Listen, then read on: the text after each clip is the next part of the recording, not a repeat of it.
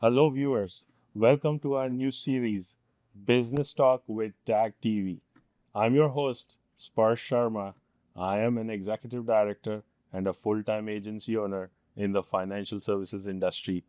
And with this show, we will be delivering insights that you have never heard before with different business leaders. Today, we have the pleasure of having our esteemed guest, Jason Allen. He is the Senior Regional Sales Director with Beneva, one of the top 10 insurance companies in Canada. Thank you, Jason, for taking the time out. I see you are in a polo. Did you just come off a golf game or are you still with Beneva? What's going on? Did we miss time our interview? No, absolutely. I'm still with Beneva. I wanted to be a little bit more inclusive, not viewing as the stuffed shirt that a lot of people think of the financial services industry. Beneva as an organization is very much for the every person. We believe in trying to help the entire country achieve their goals. The branding or the awareness within Beneva is people helping people, trying to be about the community and everyone, not about just helping Bay Street.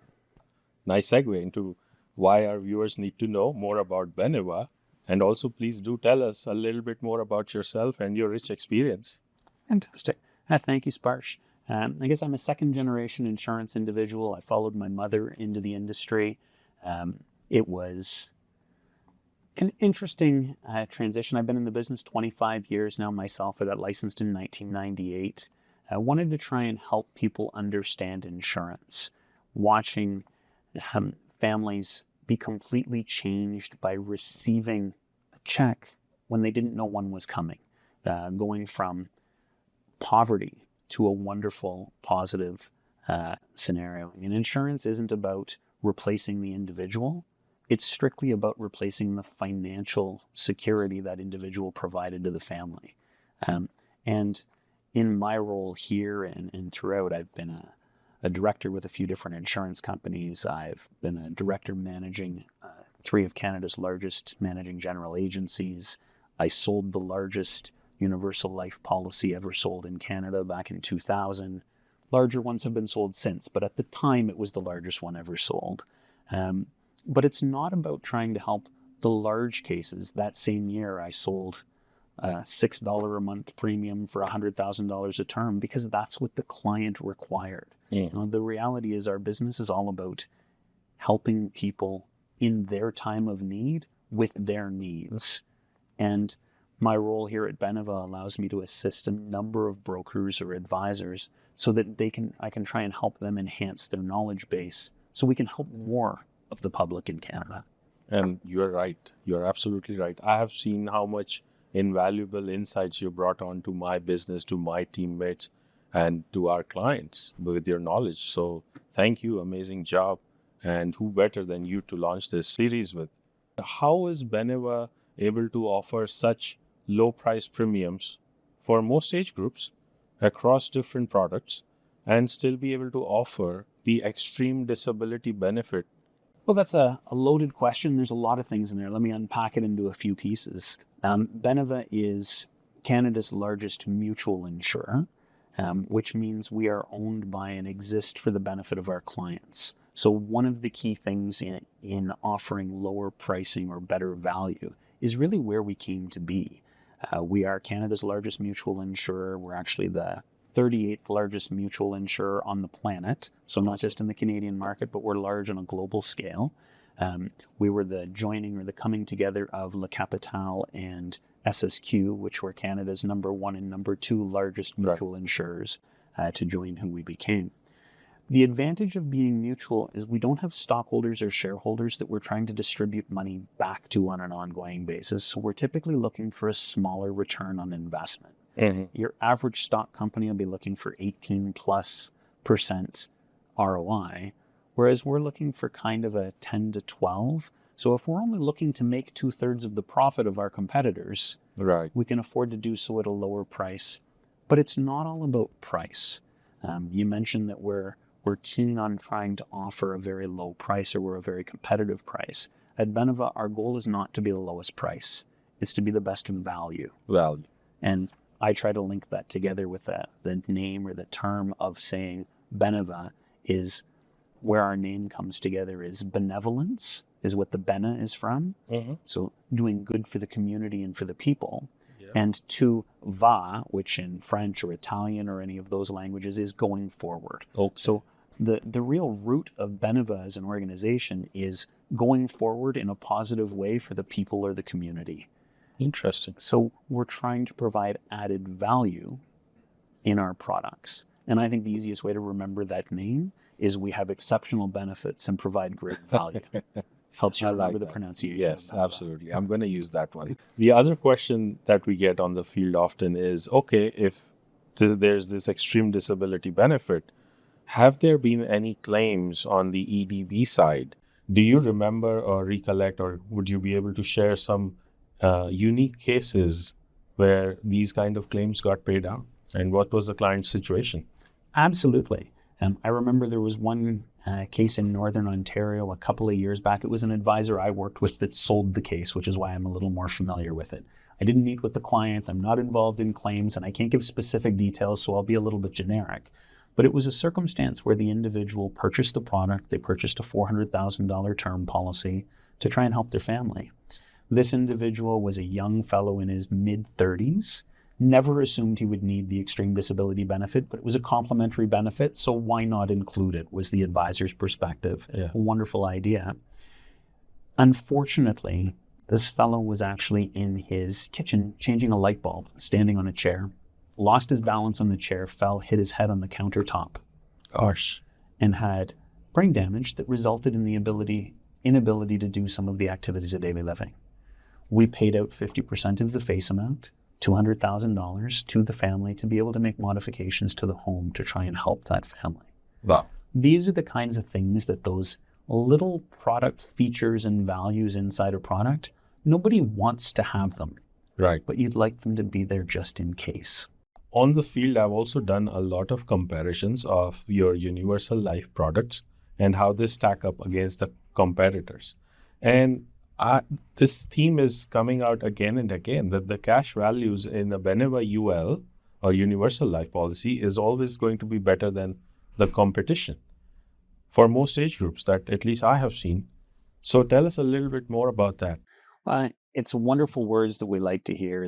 The reality is it's an illustration, but our cost of insurance is generally a little bit lower than a lot of our competition for some of the reasons I cited earlier, a little bit less profitability as our targets. We guarantee the policy fees, which are quite low from a contractual standpoint at only $5 a month. We guarantee the monthly admin fees on contracts. We also pay a bonus in the 6th year of 1% regardless of your investment and regardless of your return, which is a little different than some other companies. So what that's doing is actually increasing your return inside your UL by 1%, compounding on an ongoing basis in a tax-free environment. That little bit extra can take you a lot further. I have also seen that unlike other companies in the market that end the cost of insurance at the age of 90, you don't. And yet your numbers, when structured correctly, the UL wins any day, hands down. And that's a great insight, Sparsh. What we actually do is we recognize that not all clients are going to survive beyond age 90. So trying to cap the cost of insurance at age 90, most companies aren't trying to not collect premiums. They're just pre-funding those future premiums. So by trying to allow the premiums to continue on to age 100, we know that if our clients do live during that period of time, they'll pay the required premiums. But for most that will not, they're going to wind up giving us less premium over the life of the contract. It works out better to the client's advantage in the long term. And we have still taken the approach, unlike some other companies, of stopping cost of insurance at age 100 for a client that does live longer. I mean, the hope today is that people are going to live longer and longer and longer and longer. We'd love to have clients not collecting their life insurance benefit until their mid-120s. Right. But we're going to stop doing charges at age 100. Awesome. In case. And we do hear on the field now cases where people are living until they're 105. So that's great. That's a great insight again. Have you also come across this term that at least I am very familiar with, refundable term? So there's the vanilla term and then there's the refundable term. The way I love designing it is the refundable term because the client in many cases is paying less than they would on the vanilla term plan and yet get back that as a cash value, sometimes more money back at the end of the term than they paid into it. It's a wonderful strategy. The idea of a refundable term contract is essentially putting term into a base of a permanent product and taking advantage of the tax sheltering of the product, taking advantage of the cost structure of the universal life product, and taking advantage of the bonus paid on an annual basis so that all of those values combined will actually grow and have money back. The other piece that I think people forget that's a huge advantage in that component is you're building up your own reserve. Every insurance policy has a reserve kept by the company that's there to be able to pay the premium or to be able to pay the death benefit when the client eventually passes. In most policies, the reserve is kept by the company off to the side, and only the accountants or the actuaries within the insurance company can see the reserve. What we do by structuring it that way is we're pulling the reserve on the outside so it's within the client's control, and they can access it should they need to. So you're actually getting things like lapse protection in those plans as well, should you encounter a difficult situation and need some time off from premiums. I also like this benefit that you have on your universal life products is the privilege in case of disability. Can you explain that to our viewers? Absolutely. A CRA, or the Canada Revenue Agency, allows people to access the cash value inside their universal life in the event of a disability. So you can access the money. It is your money. It's accessible on a tax-free basis. Most insurance companies either do it today or are moving towards it, but not every product does have it available. Beneva, of course, does. Otherwise, you wouldn't have asked me to talk about it. But what it allows you to do is that pre-funding of future premiums or future cost of insurance that people may have done, they have access to in the event that they encounter a debilitating situation. Generally, it requires the inability to work or the inability to do an activity of living, and then you can access your own funds. This is particularly attractive because in many of those circumstances, it may actually reduce life expectancy as well. So you don't necessarily need to have all of those prepaid premiums for future years. How would a client not like this kind of a contract to begin with? That's a good question. What I really think people need to understand is are you willing to get to know a new company you might not have known? To be able to see additional benefits. You know, the reality is Beneva is the new kid in town, where our brand was created during COVID. From two companies that weren't particularly well known in English Canada. So we're trying to do a few things differently. We're not about trying to broadcast everywhere our name and our brand. We're starting to do a little bit of it because we recognize people need to recognize who we are. We are we have 5,000 employees. We have 3.5 million clients across Canada.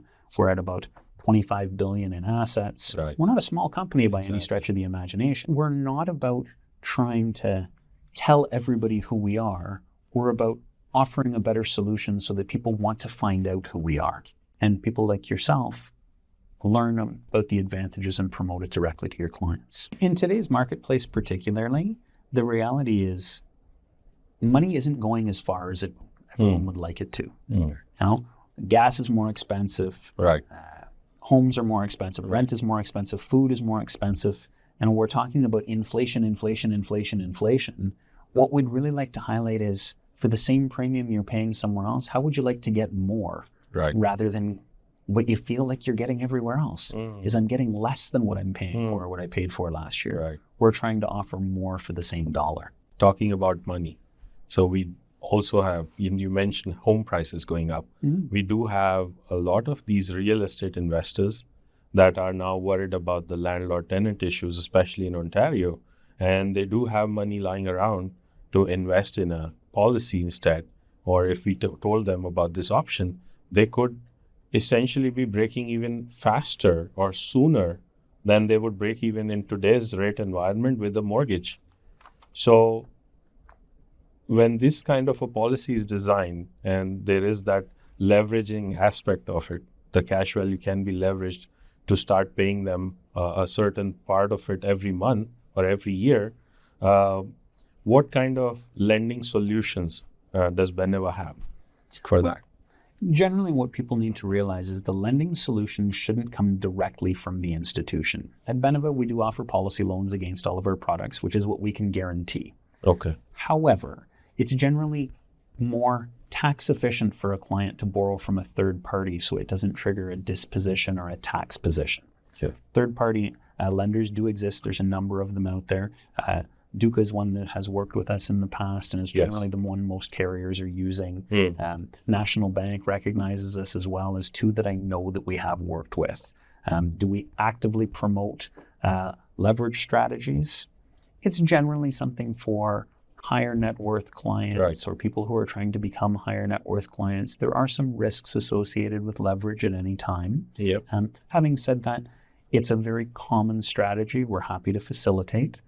But again, Beneva is about insurance for people who need insurance. I myself have been in the industry a long time and recognize that some of the largest cases are bought by people that don't need insurance. They want insurance because it's far more tax advantaged, or they want to retain the assets they've built for their family. It's not so much about estate creation as estate preservation. And we're happy to help everyone, but our target market is the average Canadian out there that needs some help in the event something goes wrong. They get sick, they get injured, they die prematurely. Their family is going to be in a difficult financial position. If I go back to, sometimes I tend to fall back into other things, but if I go back to some of the history of Beneva, as an organization, we were created by the public service employees in the province of Quebec. We were designed as an organization to try and help people in the event that something happened to one of these office workers that ran into a problem and their family was now left at destitution. So they started pooling their funds to create an insurance company that became La Capitale. SSQ was created in a similar vein, the Société Sainte de Quebec, which was about trying to help people in the event of a healthcare emergency. So we have a healthcare emergency organization and a death emergency organization that were created almost at the same time in the 1940s in the province of Quebec that have both grown into very large organizations. But we still put that average Canadian first. You mentioned we have a wonderful pricing and we have the extreme disability. One little feature that I think it goes unnoticed but is really powerful is the guaranteed insurability benefit built into the contract as well. 25% of your face amount up to a maximum of $100,000 is available in the event of a number of different things. Obviously, birth of a child would typically trigger more insurance. A marriage would typically trigger more insurance. Now you have new dependents. Maybe a graduation, you're going to have new job prospects, so you might want more insurance. But the one that I think is really powerful in there is the acquisition or the refinancing of any debt. And the reality is that product can be used in the event of a catastrophic event in your life where you need to refinance to try and finance the catastrophic event in your life that may actually make you uninsurable. You can obtain more insurance to help cover a loan or something that you've had to obtain. Great point. And that little feature in and of itself is probably what I believe the best value-added component in our term contracts. I also love the fact that there are so many term options available and the client can go from a term 20 to another term 25 or a term 30, 35, or even 40, depending, of course, on the ages. You did mention estate conservation, estate preservation. These are creative ways of using life insurance. Sometimes it's not really for the death benefit itself. It's to be used creatively for other purposes. I know there's one more creative way of using it as a charitable giving. Our philanthropy has been around for a very long time. People have been giving to charities. What we're trying to help adjust people or change the mindset from is we're all individuals that in the grocery store or in another store, someone's going to ask us if we'd like to donate $2 to the local food bank or $5 to the local children's hospital. And most of us feel an obligation to do so. That's wonderful. But we'd like to take things a step up. If you want to donate $5, $100, $200 a month to your ongoing charitable organization, maybe what might be advantageous for some clients is to possibly donate towards an insurance policy to give a larger lump sum to the organization to be more impactful. Right. And the reality is, in some charities, I was speaking with an advisor yesterday, in some charities, they're donating their time, a great deal of their time on an annual basis. You've got 10, 15, 20, maybe 50 people that are donating a good portion of their time to keep the charity afloat. They're also donating some financial contribution. If something were to happen to one of those individuals, the charity is going to see a huge setback. We can look at incorporating insurance to help try and fund the charity on an ongoing basis.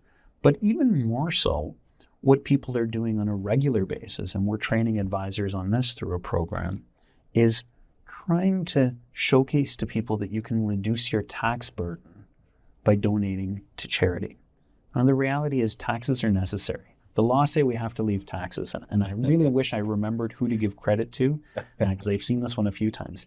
We have to give, or we must pay our taxes, but there's no law that says you have to leave a tip. Right. Right? Let's try and minimize the taxes as much as possible. And most of us see taxes as a necessary, well, I don't want to say evil, but that's the reality. And we know that it's through our taxes that the charities receive funding, that the roads are built, that community foundations occur, that community centers are built.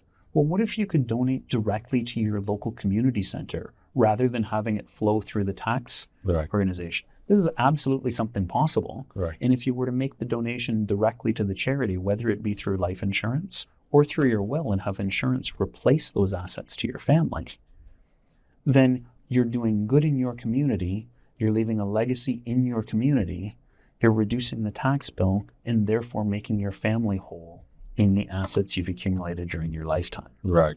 And there's so many ways we can utilize charity. And every time I bring up this topic or this creative use of life insurance with my wealthy clients, they are all ears.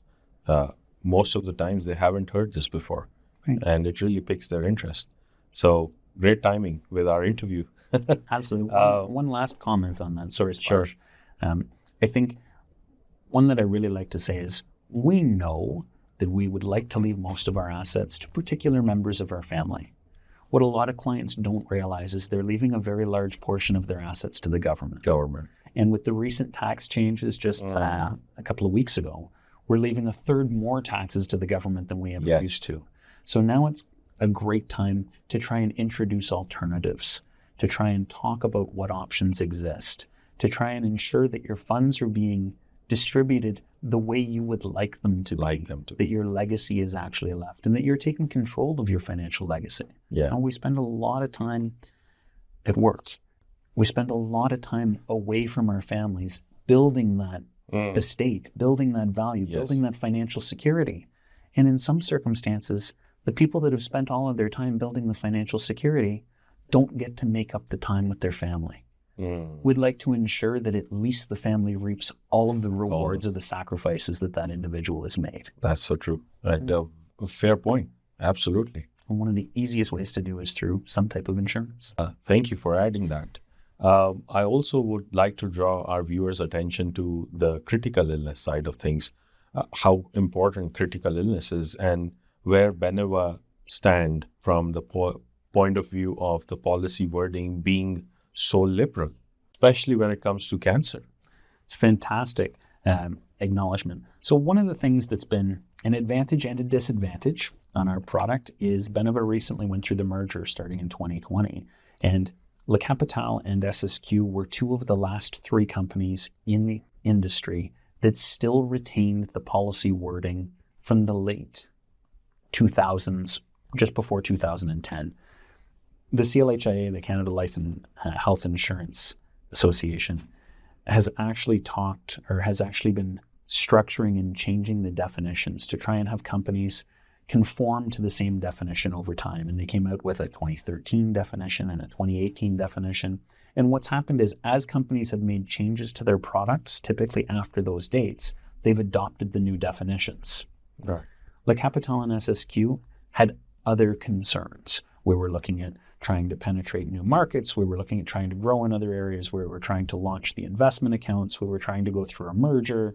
And through all of these times, our CI product got pushed to the back burner. what's actually happened is we still have the definitions from 2008 when things like thyroid cancer was deemed life-threatening. Today, most people survive thyroid cancer, so a lot of the definitions have been pushed out of that life-threatening cancer definition in today's wording. Right. So Beneva still includes most cancers in our main definition. We have a much shorter exclusion list, and it really comes from not making changes. I love the fact that you brought up this point, because we are looking at a modification to a product next year, and timing, I'm not exactly certain. We're looking at it probably in first quarter. It's been said for a long time that if and when we make changes to our CI, we will be adopting the new definitions. So I'm fairly certain that's going to happen in early 2025. I know if I was trying to acquire a product today, I would want one like the one I bought back in 2003 that has a very, very short list of exclusions for cancer. Now, ours excludes 4. Some of the products you see today will exclude 20 plus cancer definitions. I've seen that. Yeah. I don't really want to be in a position of saying, I'm sorry, Mr. or Mrs. Client, but you don't have enough cancer to claim on your cancer definition, because it's one of the most terrifying words people can hear. And it's so sad to be in that kind of a situation where they have cancer, and yet we as the brokers have to be cutting a sorry figure in front of them saying, sorry, but this is, like you said, not enough cancer. Right. So recommend to any client is when you have your policy, if you're looking at a claim, take the policy to your specialist and see if the definition matches. Ours are very strong, so they will. It's not always the case, and sometimes it may give you peace of mind as a client as well. If you can take to your doctor and they say, oh, it's actually this, which is a very mild cancer. One of the exclusions we have is carcinoma in situ, which nobody knows what that means. But if you look it up online, it's actually generally perceived as a stage 0 cancer. And some doctors don't actually consider it cancer. They say it's cells that are starting to make adjustments that we need to keep an eye on because they may become cancerous. Well, if I could hear that from my specialist, I'd feel pretty comfortable. And I'd be okay with not having a claim. Absolutely. But when I have to hear it from my broker, my insurance broker, I think they're just trying to get out of a claim. So this is what it really comes down to, is we want people to understand that insurance is here to pay a claim to a client, but we put in restrictions because we want to limit the exploitation of the contracts. And some words you don't think you'd ever have to put in writing. Like, you don't think on a disability policy you'd have to include self-inflicted injury. Yes. I witnessed a case years ago where a taxi driver with a disability policy had a friend hit him in the ankles to break both of his legs because he was so sick of driving his taxi. Sorry, that falls under self-inflicted injury. You're not covered.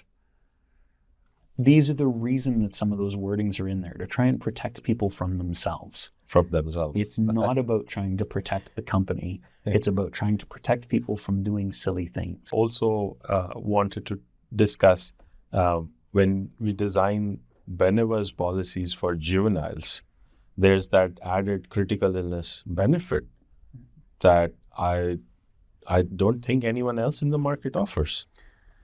No, I think that's true. I think the added CI benefit for juveniles on a universal life policy is automatically included. It covers a number of children's illnesses. It also includes cancer. And these are the key concerns. We wanted to incorporate some level of protection that people might not want to think about. Now, the reality is you've been with many clients over the years, Sparsh. It's very, very difficult for people to think about their children getting sick. I don't want to even admit that it's possible, let alone start to consider about paying a premium to try and help. And by incorporating it into a base plan, it's not a particularly likely event, but it does happen, and it's devastating to families when it does. Again, it comes down to trying to incorporate additional value and looking for slightly less profitability. We can afford to include additional benefits that are client advantaged. That's the key goal. And I've said it many times over the day today, but it's really about providing added value and extra benefits that some individuals might not bother to collect themselves or might not want to obtain because they don't think they need them. And the reality is the best insurance policy in existence is the one that's in force when the situation you're insuring occurs. You're right. And talking about benefits, I saw the fracture benefit Mhm. costs about the same as any coffee outside these days. And for that, they get $5,000 should a fracture occur. Yeah, it does depend on what fracture and the location. Yeah. It can be even more. Yeah. We have a typical list of bones. You break a bone, you survive 30 days, you get a Yes. check. It's really simple.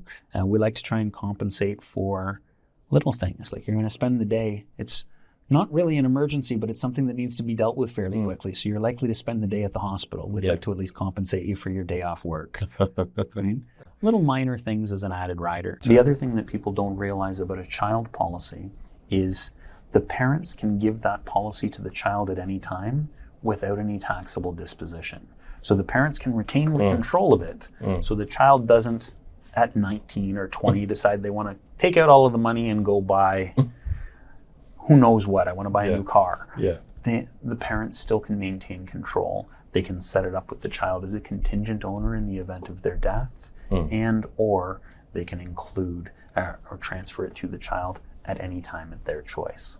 But there's no sort of restriction on the kind of terms they can go if they are in the right age groups. Absolutely. As long as you're under 85 and your initial term can get you until at least 85, no problem. So a 45-year-old is the oldest individual that can buy a term 40. Exactly. But the other thing that's really nice is sometimes people have changes in the duration of need. We've had a number of clients in recent past during the financial difficulty that we've been experiencing that are buying a shorter term contract than they might need.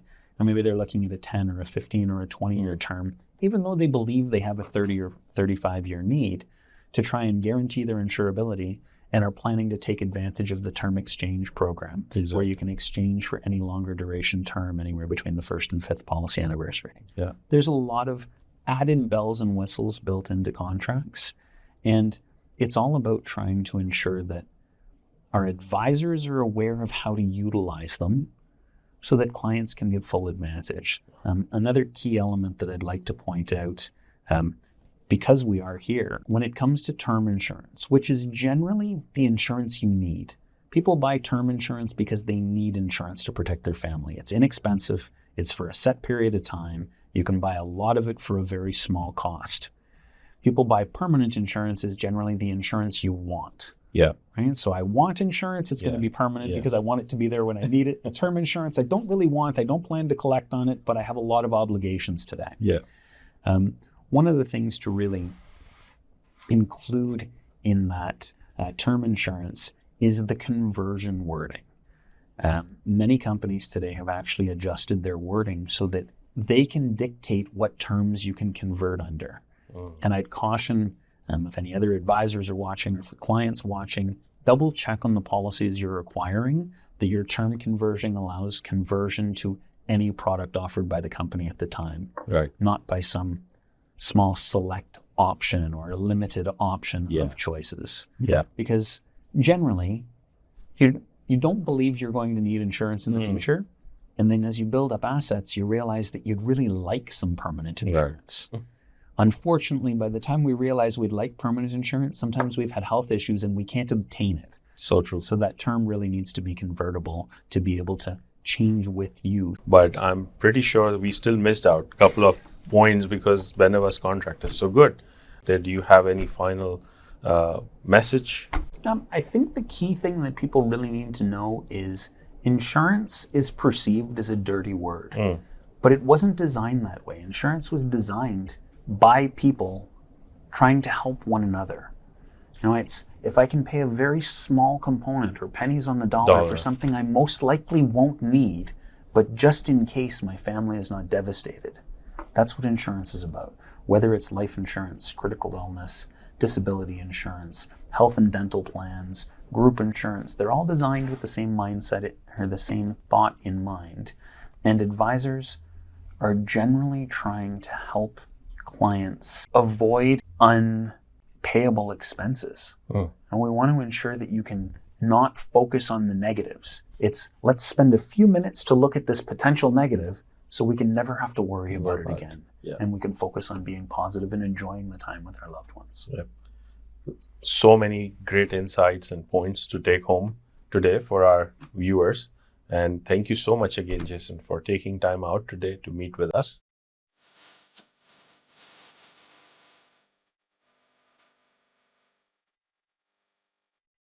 Subscribe Tag TV YouTube channel and press the notification button.